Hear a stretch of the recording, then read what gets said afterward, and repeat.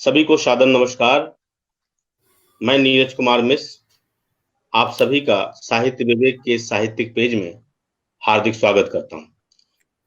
जैसा कि आप सभी जानते हैं कि साहित्य विवेक ने चर्चित कवि और आलोचक विनय विश्वास जी की आलोचना पुस्तक तुलसीदास की काव्य शक्ति संदर्भ रामचरितमानस के बहाने चर्चा तुलसीदास की एक व्याख्यान माला शुरू की है और हम इस व्याख्यान माला के की 7वीं कड़ी के रूप में आज यहाँ उपस्थित है। और इस कड़ी को आगे बढ़ाने के लिए हमारे बीच में हमारे समय के चर्चित प्रसिद्ध आलोचक हम सबके प्रिय बजरंग बिहारी तिवारी सर हमारे बीच हैं। और हम सभी जानते हैं कि भारतीय दलित आंदोलन और साहित्य के गंभीर अध्येता के रूप में वो पूरे हिंदी जगत में प्रसिद्ध हैं। और जितना मैं सर को जानता हूं, बजरंग सर के बहुत प्रिय कवि गोस्वामी तुलसीदास भी हैं।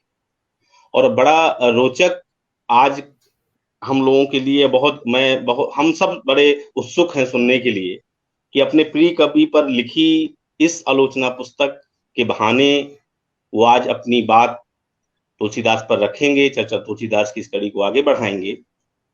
मैं कुछ बातें बजरंग सर के बारे में, साहित्यिक यात्रा के बारे में, कुछ उनकी व्यक्तिगत जिनको मैं इतने सालों से जान पाया हूं, उसके बारे में थोड़ी सी 2 मिनट अपनी बातें रखूंगा।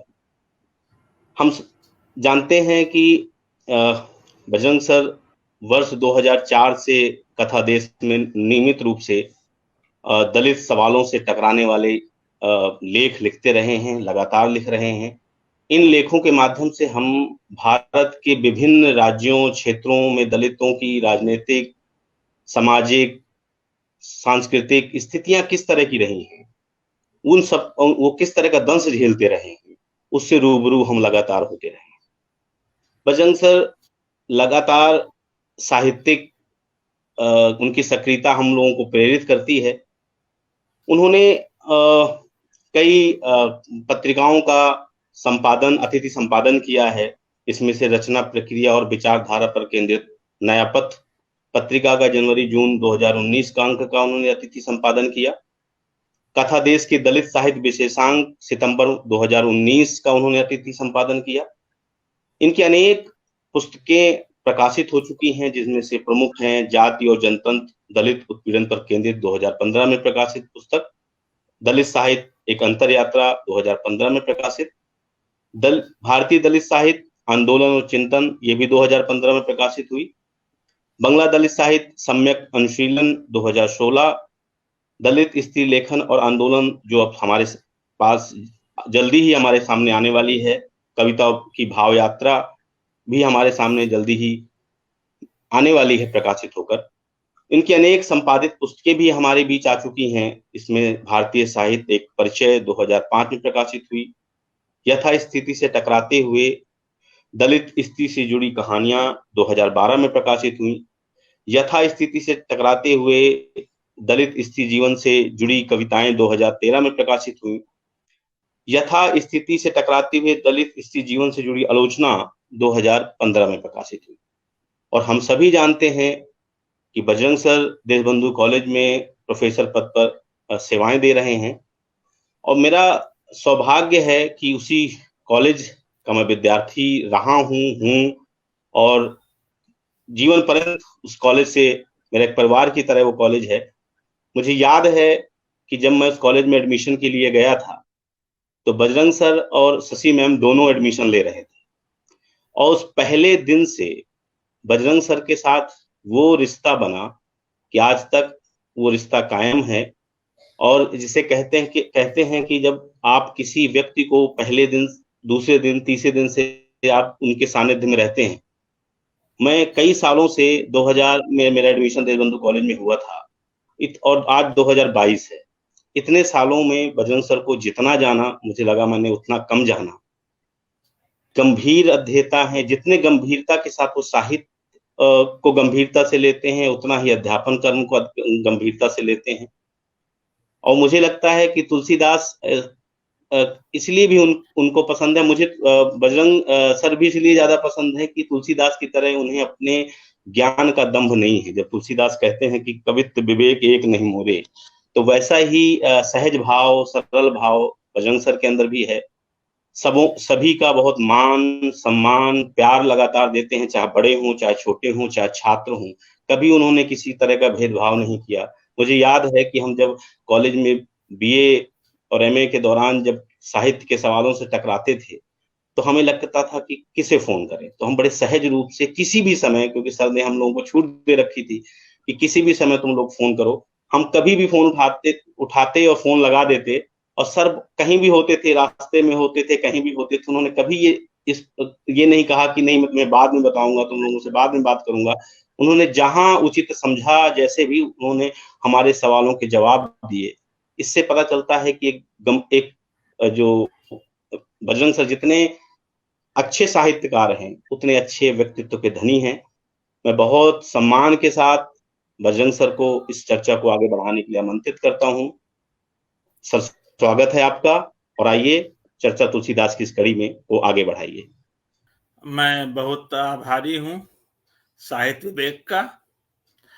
मैं बहुत आभारी हूँ विनय विश्वास का, ऐसी किताब दी कि उसके बहाने बोलने का अवसर मिल रहा है। और मैं बहुत धन्यवाद देता हूँ अपने आत्मीय नीरज मिश्र जी का, जिन्होंने बड़े कहें कि बहुत बहुत अधिकार के साथ और कुछ थोड़ी अतिशयोक्ति के साथ मेरा परिचय भी दिया। एक महाकवि के सामने हम बहुत संकोच के साथ जाते हैं, जाना चाहिए। असाध्य वीणा के की याद आनी स्वाभाविक है। तो ये ऐसा ही मामला है जो जिस की तरफ नीरज जी ने इशारा किया, बताया कि मेरा लेखन, मेरा एक्टिविज्म जो है वो दलित मुद्दे को से जुड़ा हुआ है। तो शुरू में मेरी ऐसी राय नहीं थी तुलसीदास के बारे में, उनकी कविता के बारे में, उनके व्यक्तित्व के बारे में। लेकिन बाद में, मैंने बहुत बाद में आकर के मैंने जब काव्यशास्त्र पढ़ने की कोशिश की, समझने की कोशिश की, मेरे अध्यापकों ने पढ़ाया बीए में प्रयाग विश्वविद्यालय और एमए में जवाहरलाल नेहरू विश्वविद्यालय में पढ़ाया। लेकिन जिसको मैं कहूँगा तब अति रहूं अचेत, तो कुछ समझ नहीं पाया था। बाद में स्वाध्याय से कुछ पढ़ना चाहा और देखना चाहा कि भारतीय काव्यशास्त्र कहता क्या है, और तब धीरे धीरे ये खुलने लगे कवियों के अर्थ, तुलसीदास की कविता का अर्थ भी खुलने लगा।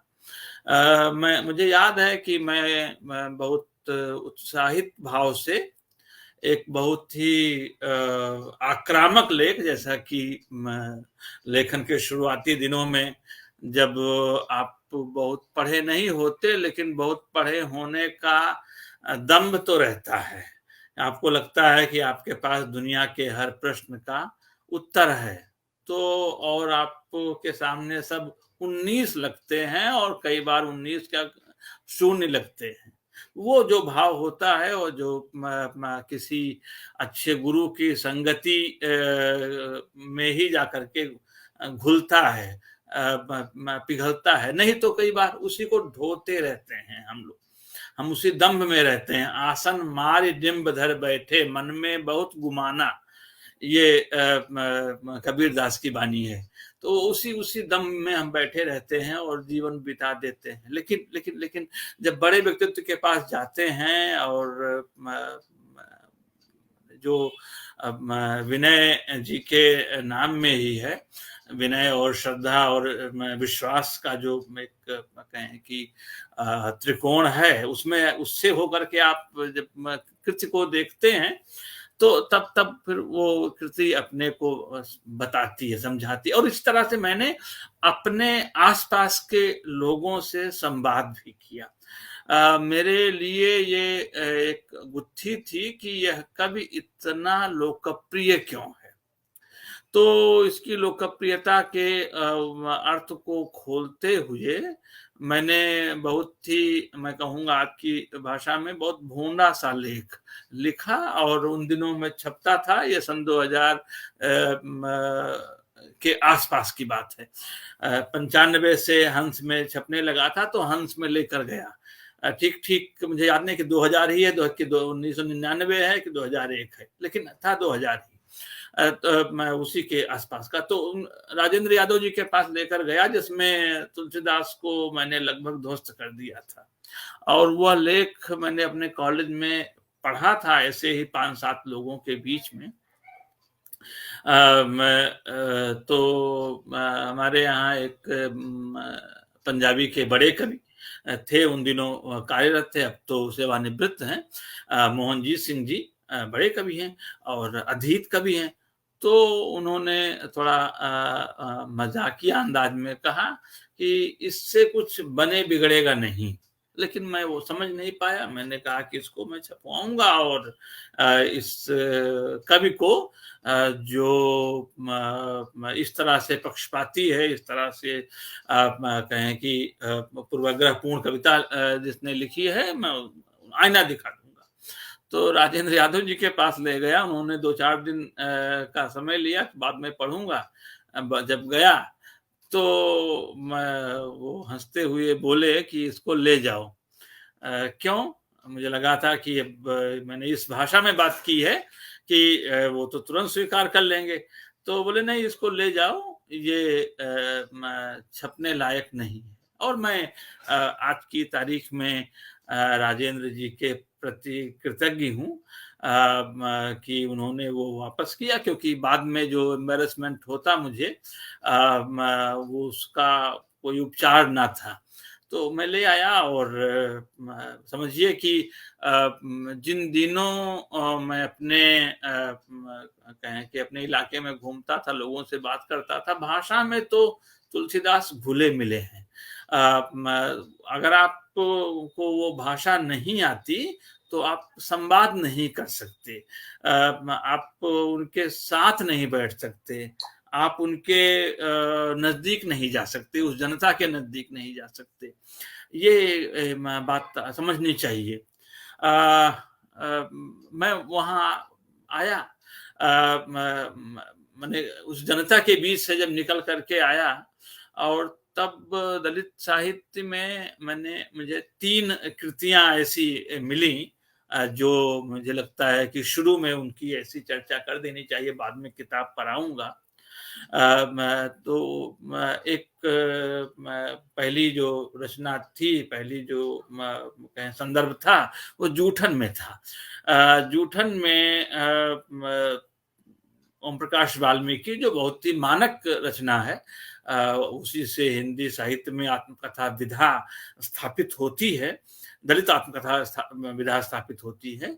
तो उसमें प्रसंग है एक कि एक गांव का एक सवर्ण है, और वो अपने घर में मैंने उनका स्नेह है ओम प्रकाश वाल्मीकि के प्रति, और ये बात लोगों को अजूबा लगती है, लोगों को अचरज में डालती है कि ये मतलब वाल्मीकियों का एक बालक वो स्नेह भाजन क्यों है।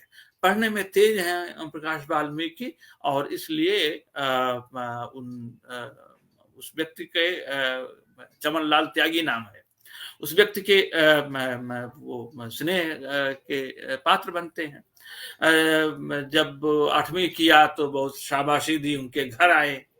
जब 10वीं किया तो अपने घर बुलाया, बोले कि भोजन कराओ। एक तरफ खुद बैठे, पीढ़ा लगा रसोई में, और आप जानते हैं रसोई में ले जाना ये बड़ा कहें कि क्रांतिकारी काम होता है। के दामोदरन ले गए थे रसोई में किसी दलित को, और घर से उनको बहुत मतलब बहुत झिड़कियां मिली थी, बहुत उनको फटकारा गया था। जो जो जो केरल में जो कम्युनिस्ट आंदोलन शुरू हुआ तो ये काम होता था उन दिनों कम्युनिस्टों के द्वारा कि वो अपने घरों में ले जाया करते थे। और कई बार तो ये अभी तो बाद के दिनों में तो वो पाखंड के रूप में स्थापित हो गया, शुरू में तोड़ने के लिए था उस चार दीवारी को, उस जकड़बंदी को। तो चमनलाल त्यागी जो थे वो उन्होंने अपने घर में आमंत्रित किया कि गांव का पहला बालक है वाल्मीकि बस्ती का जिसने 10वीं पढ़ी और अच्छे नंबरों से उत्तीर्ण किया।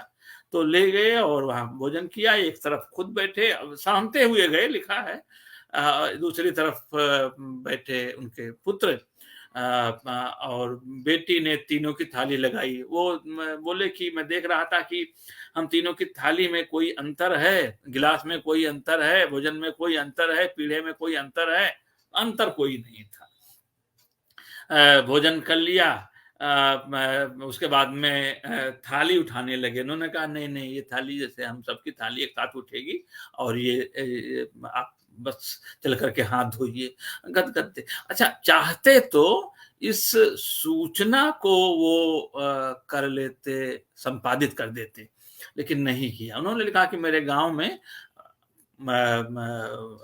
चमनलाल त्यागी मानस पाठी व्यक्ति थे, वो मानस का रोज नित्य पाठ करते थे। तो मानस किस तरह का मानस बनाती है एक, वो मुझे लगा। और मैं इस प्रसंग को समझ लीजिए कि वो नहीं कर पा रहा था, मुझको लग रहा था कि इसको इन्हें निकाल देना चाहिए था, जिससे व्यवधान पैदा होता है। क्योंकि हम अस्मिता विमर्श से काम करता है कि वो उस सपाट पने में आपको कहें कि जकड़ देता है, आप फिर उसी तरह से सोचते विचारते हैं। लेकिन बड़ा रचनाकार तो उसको तोड़ता है। कोई भी बड़ा रचनाकार, प्रकाश वाल्मीकि जैसा रचनाकार, वो तो मतलब जाहिर सी बात है वो तो असुविधा पैदा करेगा। तोड़ा उन्होंने, मतलब शुरुआती दिन की बात है जबकि आक्रामकता अपने शिखर पर जा रही थी, तब ये वाल्मीकि ने काम किया। दूसरा संदर्भ मैंने देखा, इनकी आत्मकथा आई थी शिवमूर्ति की, तो उसमें भी उनके पिता, चूंकि वो मानस के कहें कि अध्येता थे। अध्येता मतलब जैसा कि सभी लोग होते हैं, उत्तर भारतीय, मध्य भारतीय और पश्चिम भारतीय गांवों और शहरों पारंपरिक कि उनको तो वो तो पढ़ते हैं और याद भी रहता है उनका पूरा का पूरा। तो वैसे उनके शिवमूर्ति जी के पिता थे। शिवमूर्ति जी की बड़ी वितृष्णा थी इस किताब से। शिवमूर्ति जी नई शिक्षा के और नई चेतना के रचनाकार, लेकिन पिता को और खास प्रसंग में जहां पर मानस रोगों की बात है, इस कृति को बहुत आदर के साथ प्रासंगिकता को रेखांकित करते हुए, आदर मैं नहीं कहूंगा, प्रासंगिकता को रेखांकित करते हुए ही याद किया है, लिखा है, एक पूरा प्रसंग लिखा है इस पर मानस को लेकर के। उसके बाद में तीसरी बहुत बाद में रचना आई, लेकिन वो भी अब तो पुरानी हो चली है, मुर्दहिया में भी 8 साल तक वो खुद तुलसीराम जी पाठ करते रहे। तो ये सब करते हुए मैंने भी दोबारा पढ़ा मानस को, और मुझे लगा कि ये जो उस किताब में हिंदी काव्यधारा में दरबारी कवियों के बारे में राहुल सांकृत्यायन ने जो लिखा है, उनके प्रति जो सहानुभूति दिखाई है, उनकी स्थिति को समझने की जो राह सुझाई है कि आप आउटराइटली उनको नकारिए नहीं। वो जिस स्थिति में है, जिस परिवेश में है, जिस माहौल और आतंक में है, उसमें उनके लिए सर्वाइवल का मामला है। वो राजा के बारे में कुछ ऐसा लिखेंगे तो राजा उनको बख्शेगा थोड़ो। भाई शूद्रक ने तो लिखा, राज विप्लव दिखा दिया, लेकिन शूद्रक स्वयं राजा थे। जो स्वयं राजा है वो तो बच सकता है, लेकिन जो राजाश्रय में है वो सो नहीं। लेकिन यहाँ पर तो दूसरी बात है, तुलसीदास तो दूसरे तरीके के माहौल में है, जहाँ आसपास उसी उसी उसी किस्म के लोग हैं जो असहमतियों को जल्दी बर्दाश्त, तो ये सर्वाइवल को का मामला है, जहाँ पर असहमतियां बर्दाश्त नहीं की जाती, वहां पर वो लिख रहे हैं। तो ये आप समझें कि जो रास्ता चुना है वो रास्ता अलग है। और उसका क्या, कैसे अलग है तुलसीदास का रास्ता, वो हम देखेंगे। वो रास्ता उनका नहीं हो सकता था, कबीर का नहीं हो सकता था, रैदास का नहीं हो सकता था। वो रास्ता अलग क्यों है, वो विचार का विषय है। मैंने जो जिस तरह से सोचा है वो बात में उस पर आऊंगा ही, लेकिन जो ताकत है, मतलब इस बीच में हर साल कुछ न कोई किताब मिल ही जाती है। तुलसीदास पर नई किताब आ ही जाती है, कई किताबें आई हैं, कई किताबें मैंने पढ़ी हैं। एक किताब हाथ लगी तुलसीदास के ऊपर कुछ 4-5 साल पहले, जिसमें ये साबित किया गया था कि तुलसीदास जो हैं वो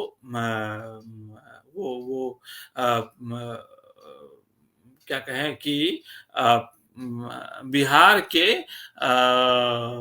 एक खास किस्म के भूमिहार ब्राह्मण थे। अब वो भी एक है, अभी प्रयास हो रहा है कि वो तो ओबीसी थे, वो भी एक कहें कि एक आयाम है सोचने का। इधर का तो प्रयास आप जानते ही हैं, उनका घर वगैरह। हमारे जिले से भी एक किताब आई श्री नारायण तिवारी जी की, बड़ी अच्छी किताब तुलसीदास पर, जिसमें उन्होंने साबित किया कि वो तो गोंडा के थे और सब कुछ उनका मिलता है गोंडा में। रामचंद्र शुक्ल जी ने कह भी दिया है कि वही उनकी भाषा तो गोंडा फैजाबाद की लगती है। तो ये है। लेकिन जब मैंने वो किताब पढ़ी, भाई मैं भी उसी जिले से जिले का हूँ, तो मुझे लगा हाँ हो तो सकते हैं, क्योंकि मानस के शुरू में तुलसीदास ने दुर्जनों की वंदना की है। और दुर्जन वंदना आपको इसने मतलब मिल जाएगी, थोड़ी बहुत तो हर जगह मिल जाएगी। मंझन के यहाँ भी है, और बाकी जितने आप इस तरह के प्रबंध लिखने वाले कवि हैं, उनके यहाँ कुछ ना कुछ मिल जाता है, लेकिन इतने विस्तार से तो नहीं मिलता जितना के विस्तार से। और इसलिए मतलब मैंने देखा कि मेरे जिले में दुर्जनपुर नाम के 3 गांव हैं। तो जिस जिले में दुर्जनपुर के नाम से गांव हो, तो वहां का कभी डरा तो रहेगा ही, और प्रशंसा तो वंदना तो करेगा ही, क्योंकि उनके वंदना के बगैर कोई काम निर्विघ्न तो संपन्न नहीं हो सकता। तो ये मैं कह रहा हूं कि एक कवि जो बार बार कहें कि आहूत करता है, चैलेंज पेश करता है। प्रेमचंद ने लिखा है कि तुलसीदास की कोई प्रामाणिक जीवनी क्यों नहीं है। 2-3 बार ये बात शिद्दत के साथ लिखी है, प्रामाणिक जीवनी क्यों नहीं है। तो इसमें दोनों को साथ रख करके देखा है हमारे विनय विश्वास जी ने, कि दोनों ही जीवन के रचनाकार हैं। उनके सामने जीवन है, कोई कहें कि कोई भंगिमा नहीं है अलग से जीवन से बाहर वाली। जो है वो सीधा बेलोस जीवन है, और उसमें उतरते हैं वो, और इसलिए बने रहते हैं।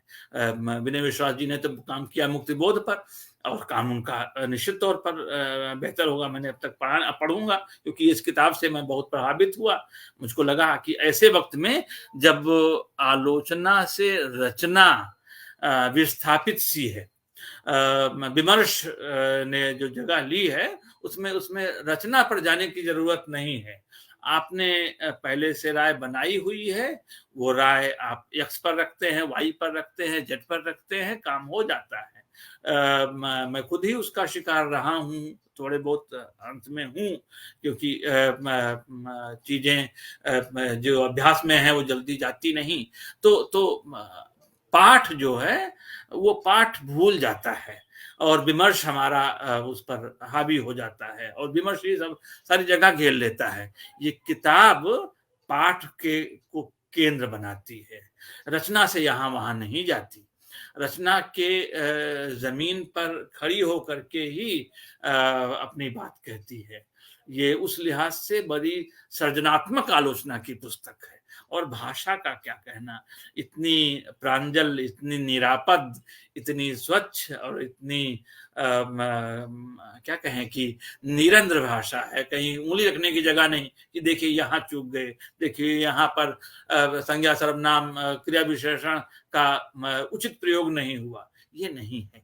तो मैं इतनी अच्छी बेहतरीन भाषा में लिखी किताब पर ही मतलब मैं क्या कहूँ कि सब कुछ लुटा सकता हूँ, न्यौछावर कर सकता हूँ। बहुत अच्छी भाषा है इसकी। इस आलोचना भाषा माने ऐसी भी होनी चाहिए, ऐसी ही होनी चाहिए ऐसा मैं नहीं कहूँगा, क्योंकि अलग-अलग तरह के टेक्स्ट होते हैं, अलग-अलग तरह से उनसे जूझना होता है और कितने तरीके से जूझा जाए, लेकिन ये एक मतलब आदर्श भाषाओं में एक ये मानक है ये भाषा। मैं जो इस मतलब ये किताब पढ़ते हुए विनय विश्वास की जो चीज मुझे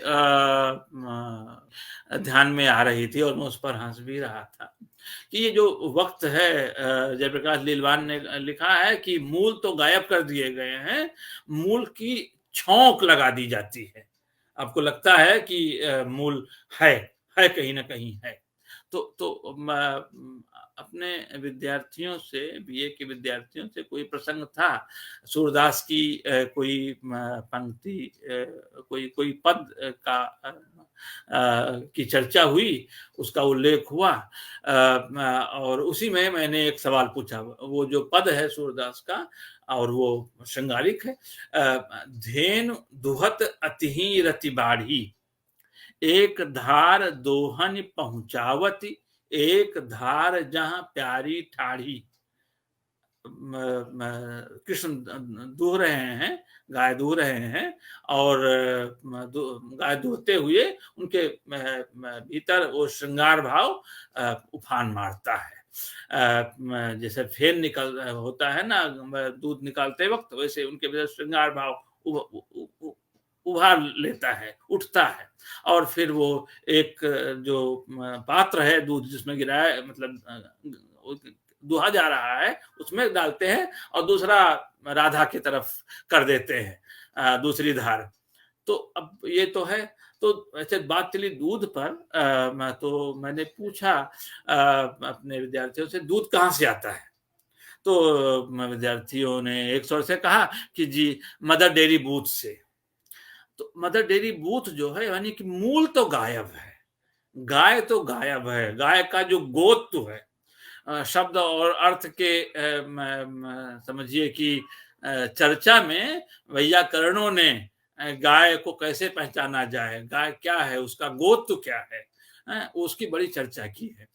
तो गाय तो गायब हो गई, गाय नहीं है, गाय नहीं है तो या कहीं कुछ और है, ये चीज आ गई है। सुषमा नैथानी मुझे लगता है उनका यही नाम है, उनकी किताब, उस किताब की समीक्षा मैंने पढ़ी, बाद में किताब खरीदी, नेशनल बुक ट्रस्ट राष्ट्रीय पुस्तक न्यास से आई है, अन्न कहाँ से आता है।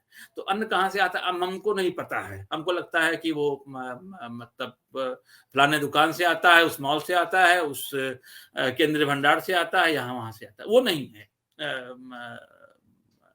मतलब स्रोत नहीं मालूम है। किसान दिल्ली को घेरे बैठे हुए हैं, लेकिन वो अनदेखे जा रहे हैं, वो अनचीन्हे जा रहे हैं, वो मर भी रहे हैं तो कोई फर्क नहीं पड़ता। एक ऐसा कहें कि एक ऐसी दुनिया बनाई जा रही है जिसमें होते हुए भी आप अनदेखा करें। तो अन्न कहाँ से आता है, पानी कहाँ से आता है, दूध कहाँ से आता है, ये हम नहीं जानते।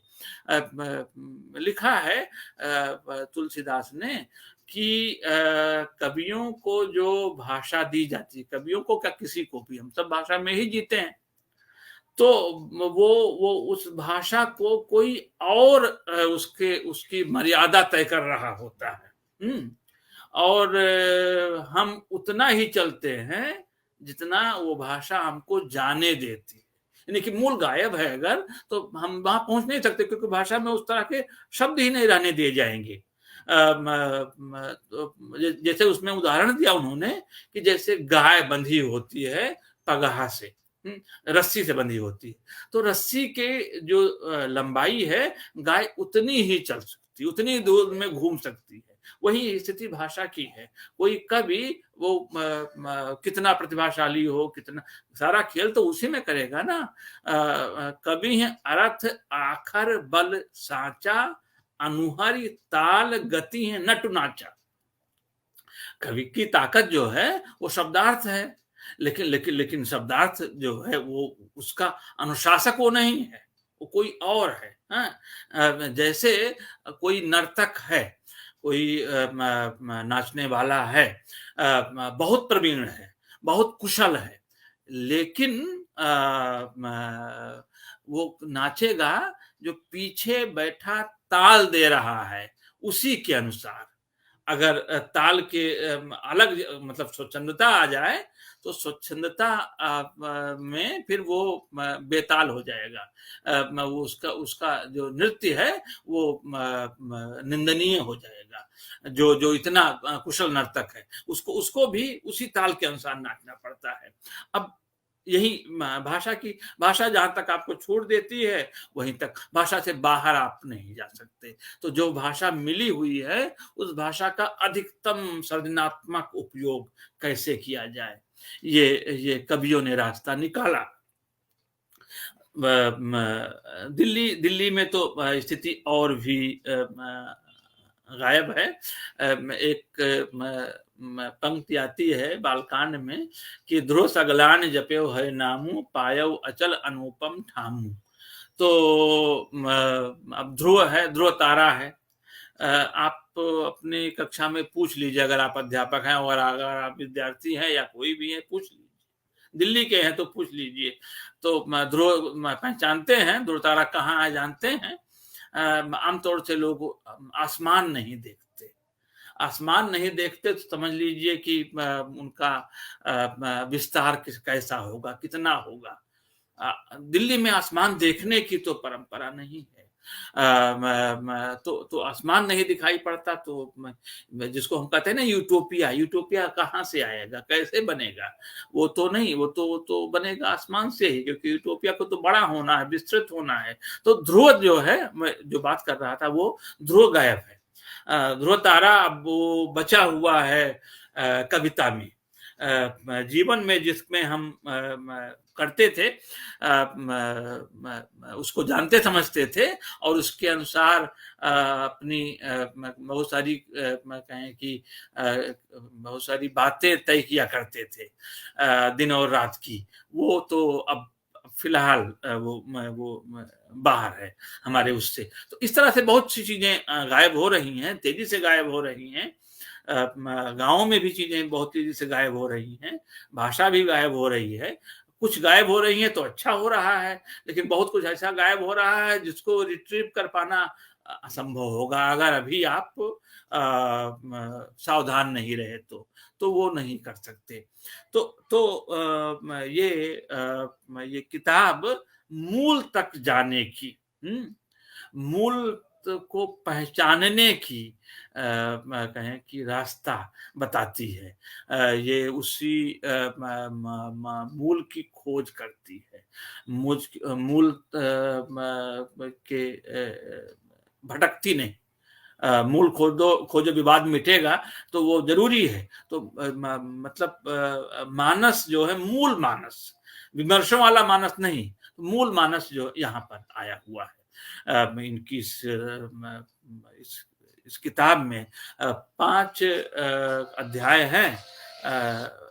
एक जो है वो माने कि प्राकथन रख लीजिए और परिशिष्ट, उसको छोड़ करके 3 अध्याय, भाव, बोध और कथानक पहला, उसके बाद में मनुष्य के विविध रूप दूसरा, और काव्य सौंदर्य, जो असल में इस किताब का तीनों ही प्राण है, लेकिन ये प्राण तत्व इसी अध्याय में निहित है।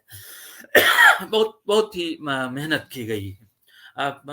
बाकी अध्यायों में माने जो इस समय विमर्श चल रहे हैं, विनय विश्वास उन सबसे अवगत जहां भी मौका मिलता है मौका निकाल भी लेते हैं वो, तो तुलसी पर लगने वाले आक्षेपों को बहुत ही नरमी से, बहुत ही नीरव तरीके से, सुर नहीं होता, वो निराकरण करते हैं उन आक्षेपों का।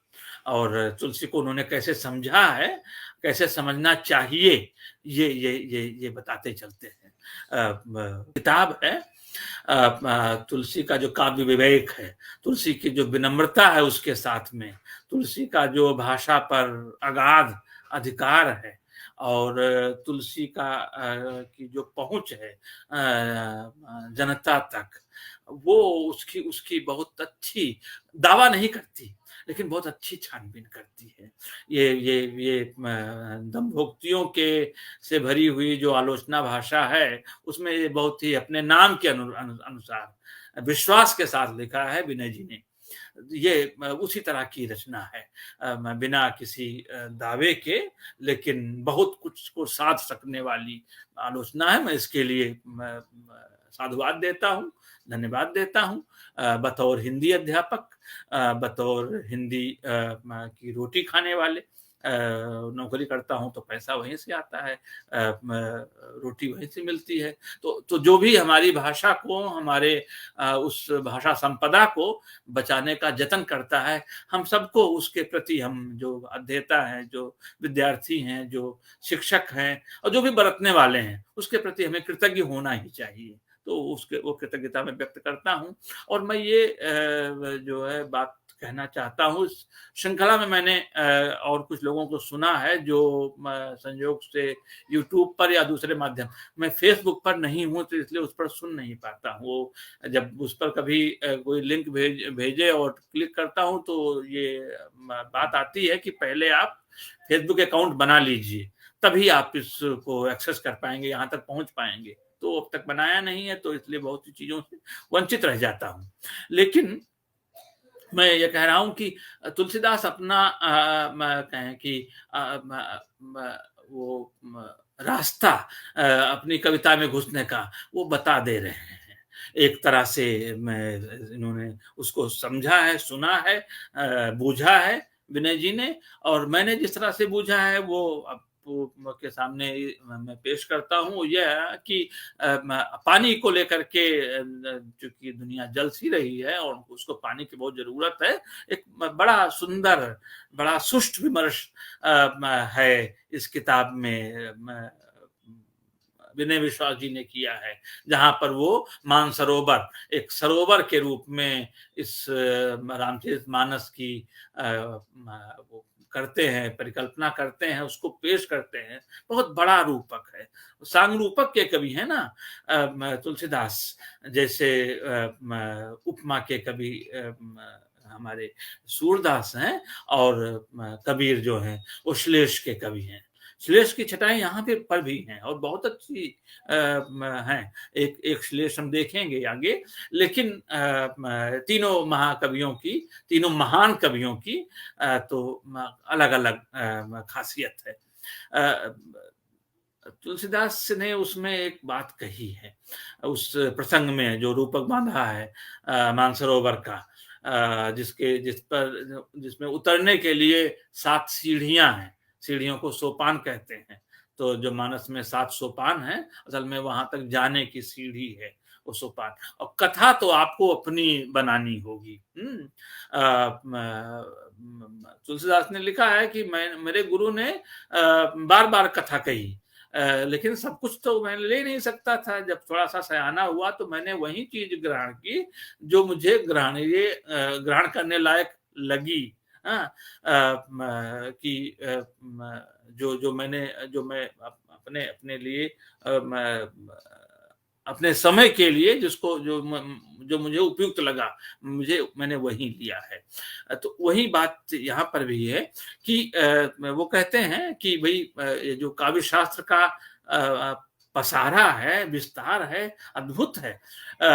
भामा से लेकर के उसे पहले आप मान लीजिए भरत मुनि से, और भरत मुनि चूंकि पहली कृति है तो उसे पुरानी परंपरा रही होगी, कोई कृति मतलब नाट्य शास्त्र ऐसे तो नहीं आ जाएगा। बिना बिना समृद्ध परंपरा के वो मानक कृति बनी तो उससे पहले लंबी लंबी लंबी चेन होगी विचारकों और काव्य शास्त्रियों नाट्य शास्त्रियों की। वहां से ये होता है, नाट्य शास्त्र से ही काव्य शास्त्र निकला है, इसको हम जानते हैं क्योंकि नाटक का ही एक हिस्सा कविता है।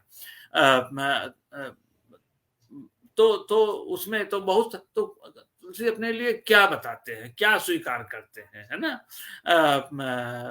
वो कई जगहों पर उन्होंने अत्युक्ति की बात की है, अतिशयोक्ति। माना यह जाता है कि सभी अलंकारों का मूल अतिशयोक्ति है, लेकिन जब प्राण तत्व की खोज करते हैं कविता के, तो उसमें जिसका दावा सर्वाधिक होता है वो उसको याद कीजिए। तुलसीदास की पंक्ति है, धुनि अवरेब कवित गुण जाति, मीन मनोहर ते बहुभांति। उन्होंने दो की चर्चा की है अपने इस मानसरोवर में उतरने के लिए, यहाँ तक जाने के लिए कैसे आप जाएंगे। ऐसे भी जा सकते हैं, जे गावहीं अचरित सम्हारे, ते यही ताल चतुर रखवारे। तो वो भी एक कहें कि श्रेणी है जो सिर्फ गा लेते हैं, साखी शब्दी गावत भूले, आत्म खबर न जाना, गाते हैं लेकिन जानते नहीं कि जो गा रहे हैं वो तो हमारे यहाँ तो बहुत सारी मंडलियां हैं, और किसी को उस पर शोध करना ही चाहिए। कि जो नई नई मंडलियां इस बीच बनी है, पिछले 10 सालों में बनी है, जिसमें ऐसे हाशिए के समाजों का ठीक से प्रवेश हुआ है, व्यावसायिक कहे प्रवेश उनका हुआ है, उनकी मंडलियां भी हैं, वो भी ठेके पर मानस पाठ करती हैं, अखंड पाठ करती हैं, जो 24 घंटे में समाप्त कर देना होता है। तो वो अलग प्रसंग है, लेकिन जो मैं कह रहा हूं कि वो ये ध्वनि अवरेव कवित गुण जाति, ध्वनि और अवरेव कहते हैं वक्रोक्ति। ध्वनि और वक्रोक्ति ये दो जो हैं, दो का ही उन्होंने नामोल्लेख किया। तो ध्वनि तो समझ लीजिए उसका सर्वाधिक दावा है, जो कविता का काव्य का प्राण तत्व है, जिसको आत्मा कहते हैं, मतलब जो जीवितम है, काव्य जीवितम है, वो तो ध्वनि। उसके बाद में फिर वक्रोक्ति, वक्रोक्ति जीवितम कहा ही, कविता का प्राण, जीवित का मतलब प्राण। तो ये दो है। अब ध्वनि और वक्रोक्ति ये किस कवि की हो सकती है, कहें कि जमीन, किस कवि का ये संप्रदाय हो सकता है, किस कवि का चयन हो सकता है, ध्वनि और वक्रोक्ति। भाषा की प्रविधियां है ना, भाषा के बरतने की प्रविधियां हैं। ध्वनि के बारे में आनंदवर्धन ने कहा कि जो चमक होती है ना मोती में, वही ध्वनि है। पहले के जो बुधई हैं, जो जानकार लोग हैं, उन्होंने तो समामनाथ पूर्वा, वो पहले इसका प्रतिपादन कर चुके हैं। तो पहले तो कोई ध्वनि के का आचार्य हुआ नहीं, तो उन्होंने कहा जो महाकवियों की वाणी है, उस वाणी का जो वस्तु तत्व है, उसकी जो अंतर वस्तु है, उसमें आपको ध्वनि दिखाई पड़ जाएगी। ध्वनि का सिद्धांत भले न बना हो, ध्वन्यालोक भले न लिखा गया हो ध्वन्यालोक के पहले, लेकिन महाकवियों की वाणी में वो चीज दिखाई पड़ेगी। उसका जो उसके वस्तु की अगर आप परख करेंगे तो वहां आपको ध्वनि दिखाई पड़ जाएगी। तो अब ये जो चीज है वो मानस को समझने की राह सुझाती है कि ध्वनि की तरफ कौन जाता है, वक्रोक्ति की तरफ कौन जाता है। सीधे जो मुकाबला कर सकते हैं सत्ता से, वो तो वो इसकी तरफ नहीं जाते, वक्रोक्ति और ध्वनि में नहीं जाते। लेकिन जो सबऑर्डिनेट हैं, जो अकेले हैं, अकेले ढंग से सोचते हैं, जिनको लगता है कि सर्वाइवल का मामला हो सकता है ना। तो लिखा है तुलसीदास ने, ताते मैं अति अलप बखाने, थोड़े हूं महू जानी है सयाने। जो बुधई हैं, जो काव्य और शास्त्र के जानकार हैं, उन्हीं को सयाना कहा, तो वो थोड़े में ही समझ जाएंगे। तो थोड़े में कहने वाली बात तो वो तो ध्वनि भाषा है, वो तो वक्रोक्ति भाषा है। सत्ता से टकराने के क्रम में ही, जब आपके पास सत्ता जैसी ताकत नहीं है, सत्ता का दशमांश भी नहीं है, जिस सत्ता से को आप प्रश्नांकित कर रहे हैं, जिसको आप जिसकी हकीकत समाज को बता रहे हैं, लेकिन आपके पास कोई रक्षा कवच नहीं है, तो आप जाएंगे इसकी तरफ। मैं सुकुमार नाथ बन जोगू, तुम्हें उचित तप मौका भोगू। ये जो मामला है, ये वक्रोक्ति है ना, काक वक्रोक्ति, जिसमें जिसमें ये सीता की बात है। तो एक मतलब सिर्फ पुरुष से बात नहीं कर रही हैं, वो पुरुष सत्ता से बात कर रही हैं। सुमिर पितापन मन अति क्षोभा, इस पंक्ति का बहुत अच्छा विश्वनाथ त्रिपाठी जी के जरिए वो लेख किया है विनय विश्वास जी ने। तो यहाँ पर मैंने बोलने में आप बोलते इस तरह से हैं कि जो सुनाई पड़ रहा है अर्थ कुछ और होता है। मतलब मैं तो सुकुमारी हूं, मैं तो राजमहलों में रही हूं, और आप तो भाई दुनिया जहान घूमते रहे, आपका राजमहलों से कोई रिश्ता है ही नहीं। मैं सुकुमार नाथ बन जोगू, तुम्हें उचित तप, तुम तो तप करो, और मैं तो घर में यहाँ राजमहल में रह करके भोग करूं। ये बोलने में इसका अर्थ खुलता है। काक का मतलब बोलना, तो बोलने में उसका अर्थ खुलेगा। कैसे आप बोलते हैं, किस तरह से पेश कर, उसी से उसका अर्थ कहीं बनता है। अर्थ कहाँ पर निर्भर करता है, ये वैयाकरणों का विषय है, और वैयाकरण ही असल में माने जाते हैं। जब विवाद होता है तो वैयाकरण क्या कहते हैं, अलंकार शास्त्री वो मानक नहीं माने जाते।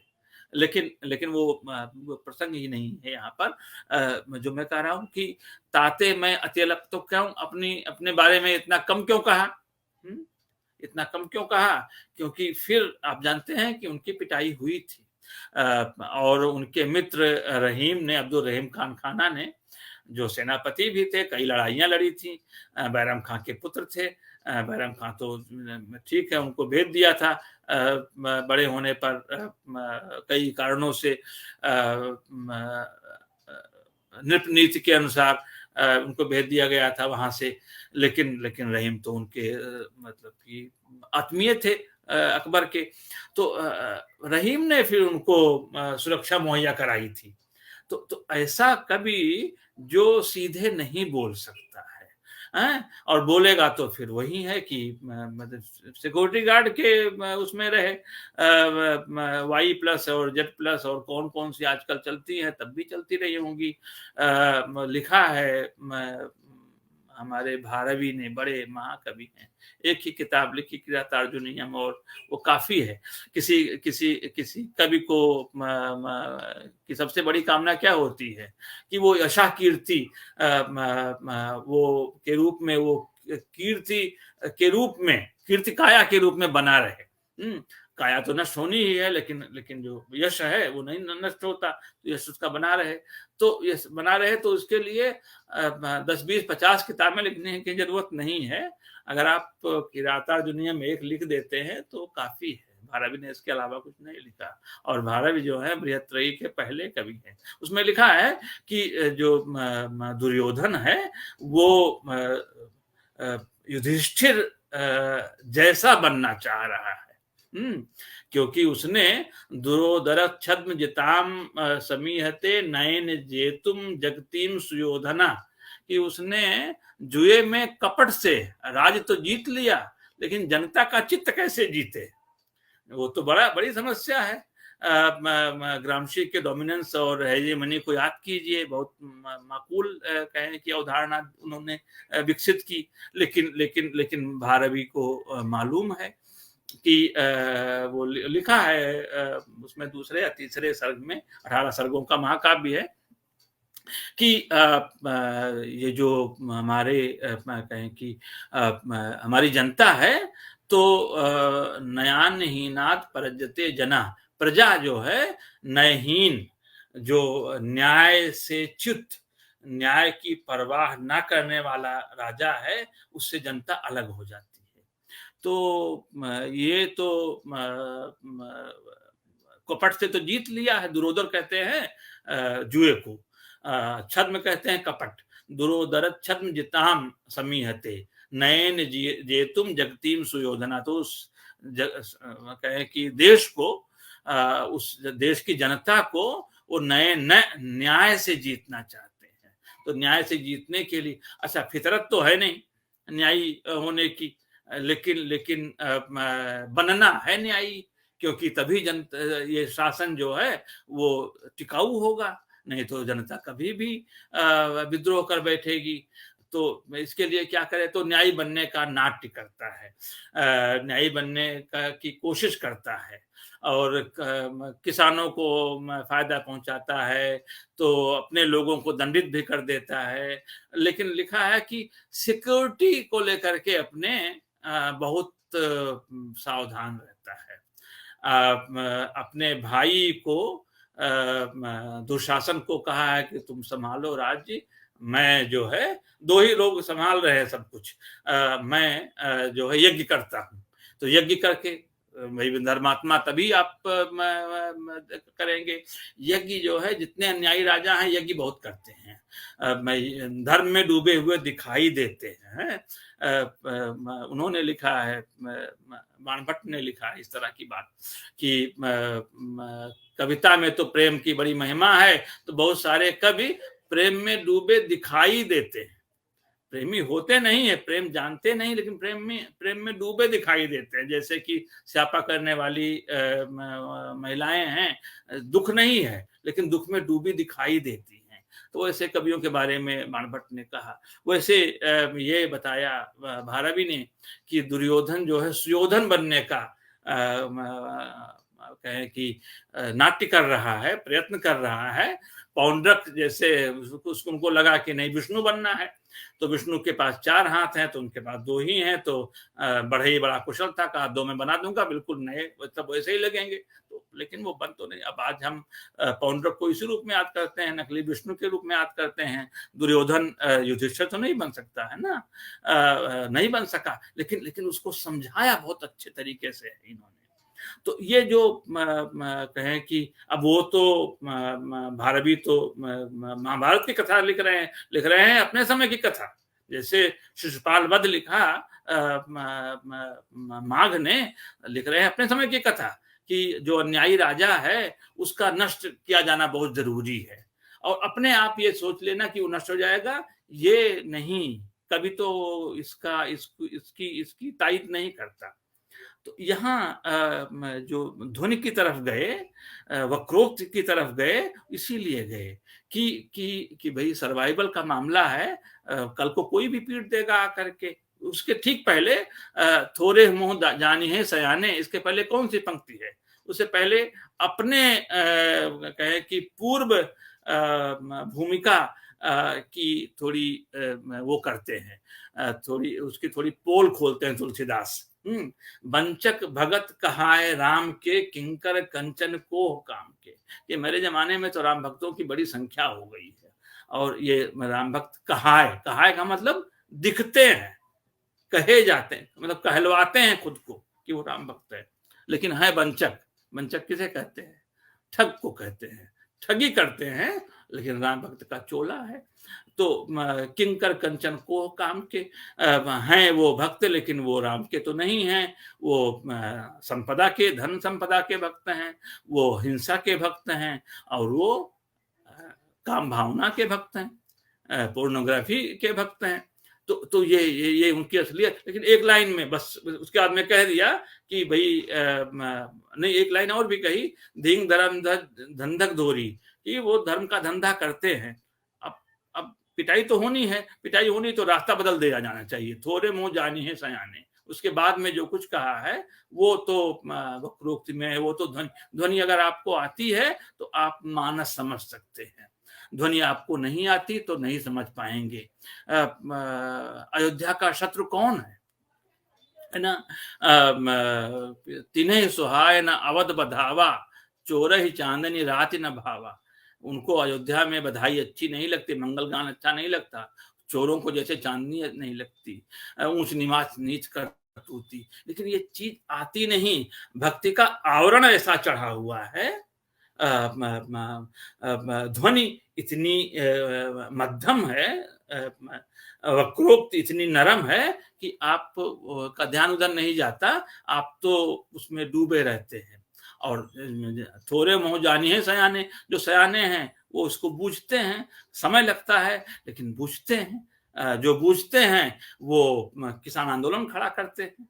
जो अवध का किसान आंदोलन खड़ा हुआ यूं ही थोड़ा खड़ा हुआ। बाबा रामचंद्र एक तरफ हैं और मंदारी पासी दूसरी तरफ हैं, तो दोनों एक बैसवाड़े में हैं और एक पूर्वी अवधि में है। सुल्तानपुर, प्रतापगढ़ और फैजाबाद के बीच में वो सक्रियता उनकी है, वहां से ये सीतापुर और हरदोई वाली सक्रियता है।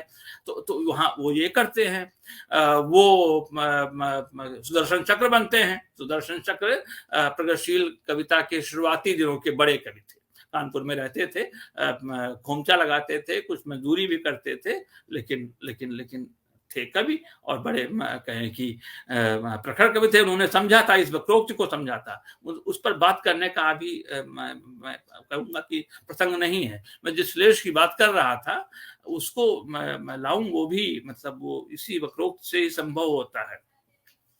वक्र उक्त धनुभंग सर, ये जो है विनय विश्वास जी ने रावण और अंगद संवाद को बहुत अच्छे तरीके से समझाया है। उसमें आया है कि अंगद की जो वक्रोक्तियां हैं वो ऐसे ऐसे बाण चले हैं कि हृदय दह्यो रिपुकीस, कि उस अंगद ने शत्रु रावण के को जला डाला है, बींद डाला है। प्रति उत्तर सरसिन मनो, जो सणसी से आप निकालते हैं ना गड़े हुए कांटे को, गड़े हुए तीर को, तो प्रत्युत्तर दे करके उस सणसी से वो उन कांटों को निकाल जो वक्रोक्त के रूप में दी हुई है। ये एक चीज है इसमें। ये जो मैं कह रहा था कि अब एक दूसरा प्रसंग जिस पर बहुत ध्यान दिया है, हरियाणा के थे वो परशुराम ब्राह्मण महासभा के कोई पदाधिकारी थे, महासचिव अध्यक्ष रहे होंगे। तो कई साल पहले की बात, मैंने उनसे पूछा, हमने कहा कि तो तुलसीदास तो आपके बड़े प्रिय होंगे, आराध्य होंगे। तो उन्होंने छूटते ही गाली दी कि हमारा एक ही तो आराध्य था, हमारा एक ही तो इष्ट है परशुराम, और परशुराम की तो उन्होंने भद्द पीट दी। परशुराम को तो ऐसे नीचे गिरा दिया कि जनता में जाते हैं, बताते हैं कि परशुराम ब्राह्मण महासभा के हैं, तो वो कबहू न मिले सुभट रन गाढ़े, दुज देवता घर ही के बाढ़े। वो तो तुलसीदास को सुना देता है, वो व्यक्ति, वो जनता तो तुलसीदास के जरिए परशुराम को जानती है। तो अस्मिताओं के जमाने में आदि पुरुष है, तो ऐसे ही इसका जो आदि पुरुष है परशुराम दिया, उसके बाद में उनका उबरना तो संभव नहीं है। रीतिकाल के बारे में कितने लोगों ने कितनी कोशिश की कि नहीं वो तो असली कविता है, और होगी भी असली कविता, लेकिन आचार्य शुक्ल ने जो कुछ लिखा, और वो लिखा क्या, मतलब वो तो जो जनता की चित्तवृत्ति है, जनता की जो प्रगतिशील चित्तवृत्ति है, उसको पहचानते हुए जो लिखा, क्योंकि एक तरह की जो जनता होती नहीं है वो भारी पड़ जाता है, वो फिर उसका वो उस तरह से वो शीर्ष पर नहीं जा पाई ये कविता। ऐसे ही यहाँ पर है कि गाध सून कहा हृदय हंसी, मुनि हरियर बूझ, अयमय खाण न ऊख में, अबहु न बूझ अबूझ। कि ये तो गाधी सुमन कहते हैं विश्वामित्र हंसे मन में और कहा, भीतर भीतर हंसे, कि अभी भी इन मुनि महाराज को, परशुराम जी को हरा हरा ही दिखाई पड़ता है। हरा दिखाई पड़ना मुहावरा है ना, जो सावन में अंधा होता है उसको हरा दिखाई, कभी मारा होगा क्षत्रियों को, अब आपका समय नहीं है। ये एक शाक वंश, एक शाक जो है वो ईख को भी कहते हैं, इक्ष जो है ईख है, तो ईख से क्या बनता है, खाण बनती है। तो कहा वो उस भ्रम में है कि वो कहें कि उस खाण को मुंह में रखेंगे और खाण गल जाएगी, ये वो वाली खाण नहीं है, वो आपके हरे वाले दिन चले गए हैं। ये अयमय खाण, अय कहते हैं, अयस्क जो है लोहा। तो ये खाड़ कहें कि गुड़ भी है, भेली भी है, और खाड़ जो खड्ग भी है, कटार भी है, तलवार भी है। तो ये वो देखें, इसलिए इसका कमाल कि ये जो खाड़ के चक्कर में पड़े हुए हैं कि पिघल, मतलब मुंह में डालेंगे पिघल जाएगी और रस ले लेंगे, वो नहीं, ये तो मुंह में डालेंगे मुंह को ही चीर देगी, ऐसी खाड़ है। अयमय खाड़, ये लोहे की तलवार है, लोहे की कटार है। न ऊख में, ये ऊख में नहीं है, ईख वाली नहीं है, गन्ने वाली नहीं है ये। तो ये एक आने वाले वक्त की जो कहें कि ध्वनि है, जो कहें कामना है, उस कामना को बढ़िया से व्यक्त कर रहे हैं। इससे अच्छे तरीके से कौन कर सकता है अपनी सदिच्छा को कि ये दिन गए, अब बदल जाओ, अब ये दिन चले गए। तो मुनि हरिहरे बूझ, अभी भी उसी कहे उन्हीं दिनों के फेर में पड़े हुए हैं, वो लौट कर नहीं आने वाले हैं। वो तो आप छोड़, भूल जाइए। ये जो है आगम जानी कवि की वाणी है। मैं देख रहा हूं अलग अगले कि 3 महाकाव्य लिखे गए।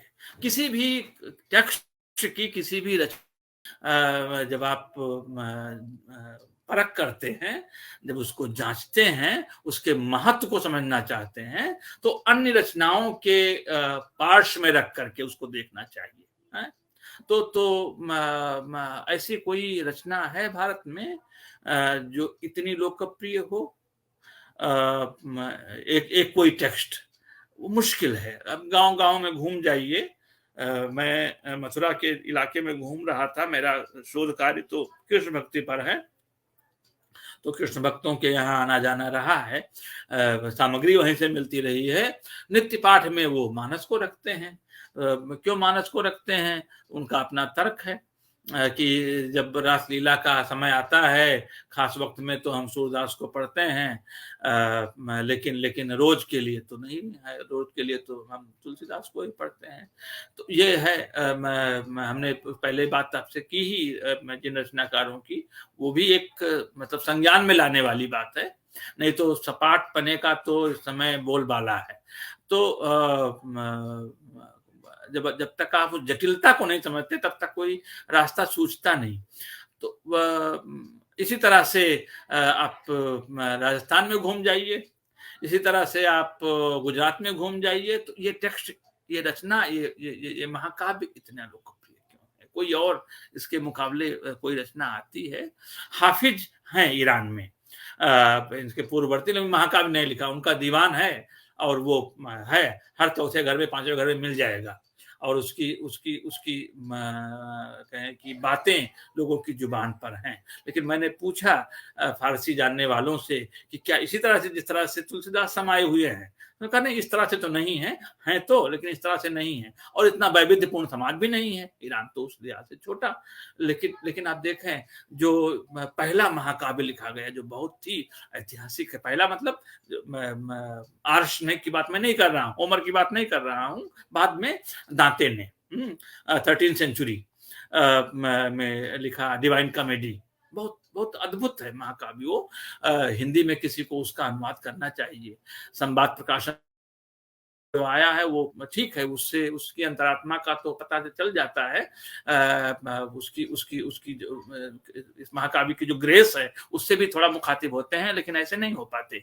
उसके लिए तो किसी कहें कि इटालियन जानकार को पकड़ना, और इटालियन भी आती है, पुरानी वाली, फ्लोरेंस के थे, अपने राज्य से निकाल भी दिए गए थे। इटालियन भाषा को उन्होंने, अपने इलाके के इटालियन को उन्होंने, मतलब जो बोली थी, जिसका कोई वो वही नहीं था, पूछने वाला नहीं था, जिसकी कोई वक़्त नहीं थी, कहाँ पहुंचा दिया डिवाइन कॉमेडी लिख करके दांते ने।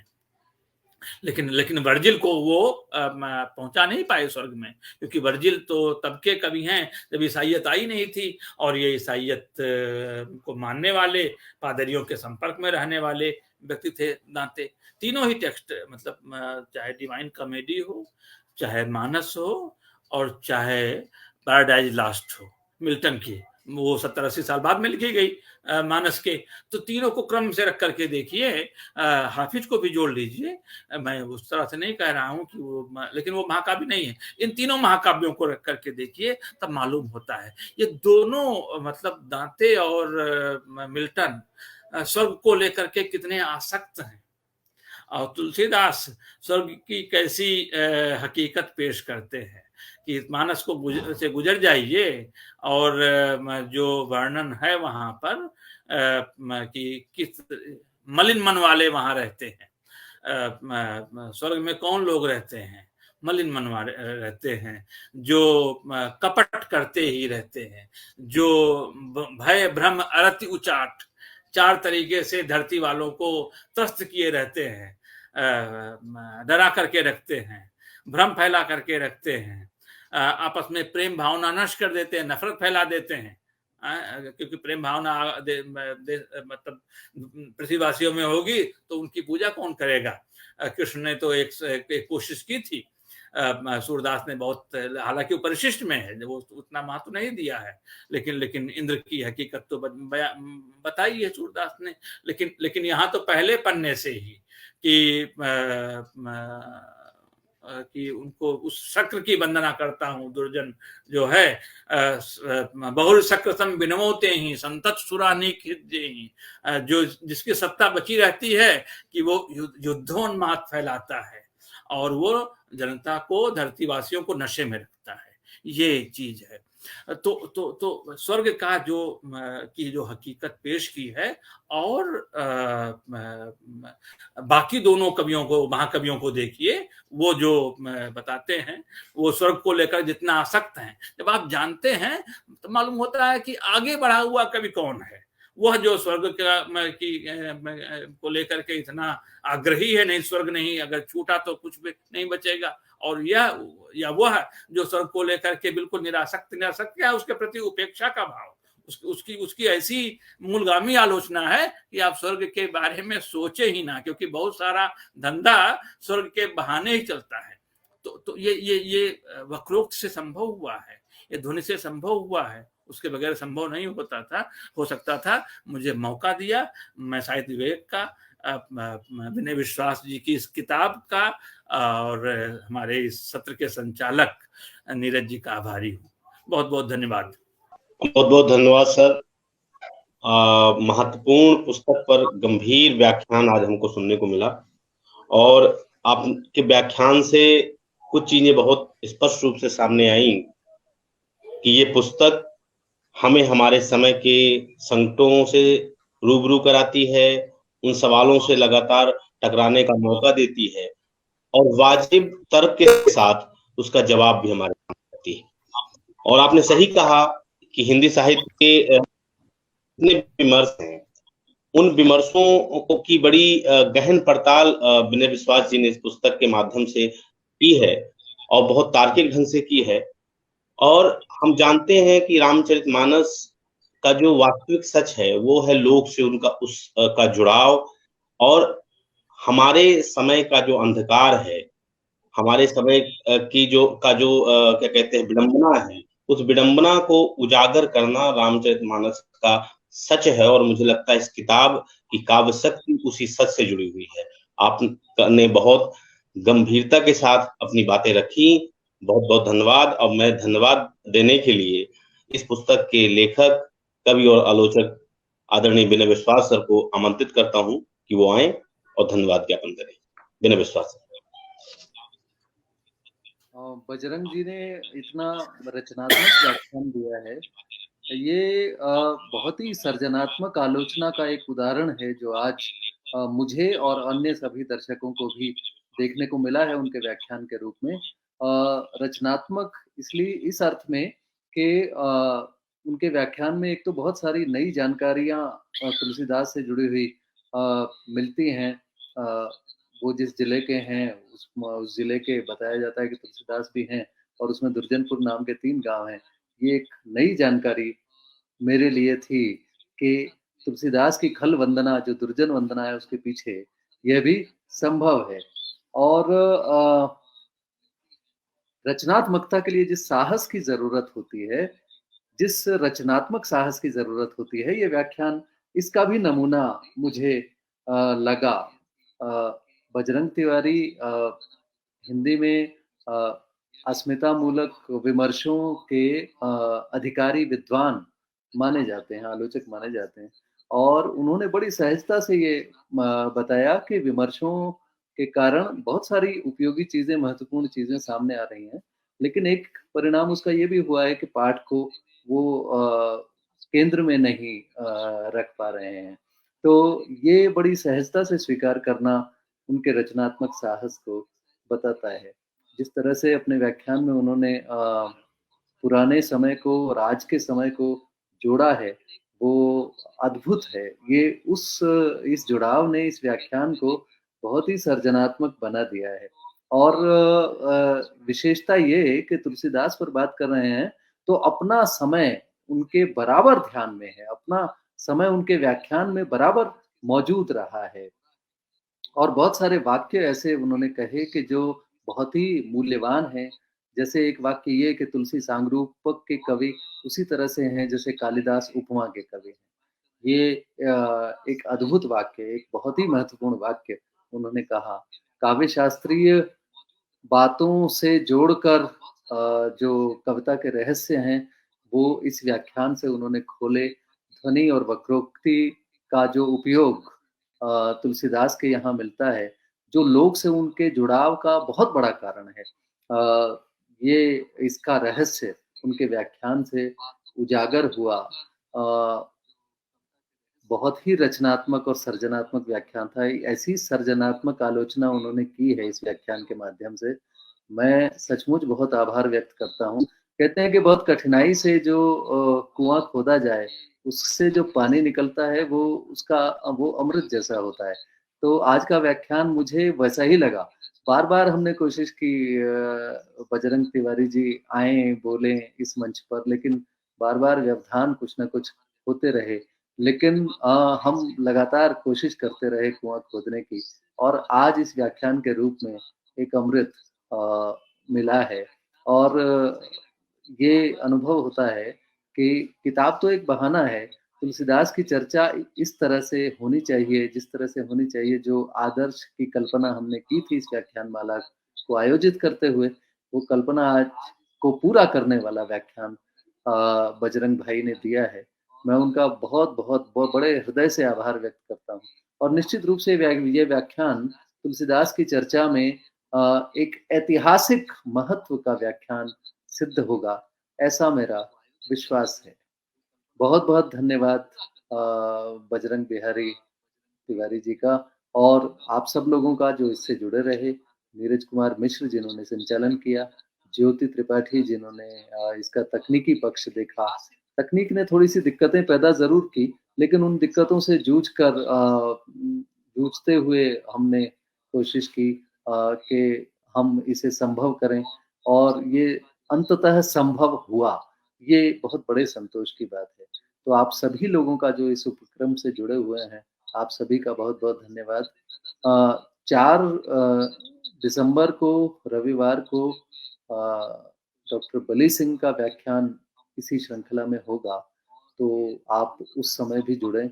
इसके लिए मैं निमंत्रण आपको देता हूँ। बहुत-बहुत धन्यवाद। नमस्कार।